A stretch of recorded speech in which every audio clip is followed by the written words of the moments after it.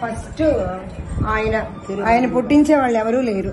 ఆయనే అందరినీ పుట్టించేవాడు. ఆయన రంగనాథుడు, పెరియ పెరుమాళ్ అంటారు. ఆయన నుంచి పెరియ పిరాటి అంటారు. ఆ అమ్మకి ఉపదేశం చేశారనమాట. అక్కడ వారి నుంచి విశ్వక్సేనులు, సేన మొదలయ్యారు అంటారు. ఆయన మొదలయ్యారు అంటారు.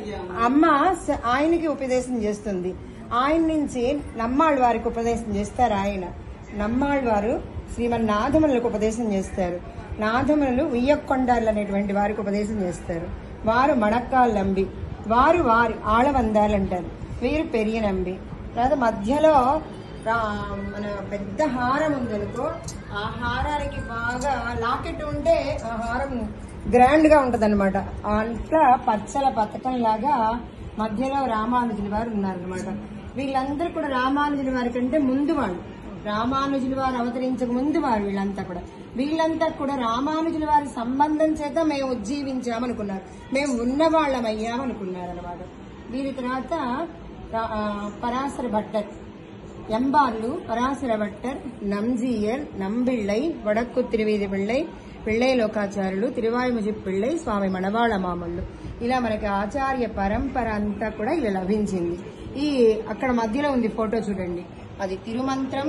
నరుడుగా నారాయణుడిగా ఆయనే అవతరించి ఆ మంత్రాన్ని ఉపదేశం చేస్తాడనమాట. ఫస్ట్ది. రెండవది శ్రీవైకుంఠంలో అమ్మకి ఉపదేశం చేస్తారు. రెండవది. మూడవది కురుక్షేత్ర యుద్ధంలో అర్జునుడికి ఉపదేశం చేస్తాడు చరమ శ్లోకం అని. ఈ 3 మంత్రాలు అవతరించడానికి కారణము వీళ్ళందరూ. ఆ 3 మంత్రాలు ఏంటి? ఒక మంత్రంలో సకల వేద సారం చెప్పబడింది అనమాట.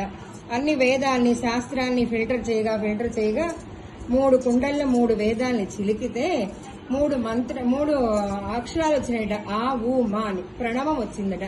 ఆ ప్రణవ అర్థమే తిరుమంత్రం, ద్వయమంత్రం, రామాయణం, భారతం, భాగవతం, దివ్య ప్రబంధాలు ఇవన్నీ కూడా. అలా ఈ రత్నహారము రామానుజుల వారు మనకి ఇప్పుడు మన ఆచార్యుల దగ్గర నుంచి మనకి లభించిన మంత్రం వీళ్ళందరూ పొందిన మంత్రం అన్నమాట. ఇప్పుడు మనం పొందినటువంటి ఆ మంత్రం పంచ సంస్కారాలు అయ్యి. అలాగే అక్కడ నంబెరుమాళ్ళు అంటారు ఆయన్ని. రంగనాథుడేమో మూలవరులు, ఉచ్చవరులు, ఉభయదేవరులు, శ్రీదేవి, భూదేవి. ఇది ఇంతవరకు ఆచార్య రత్నహారం. ఇది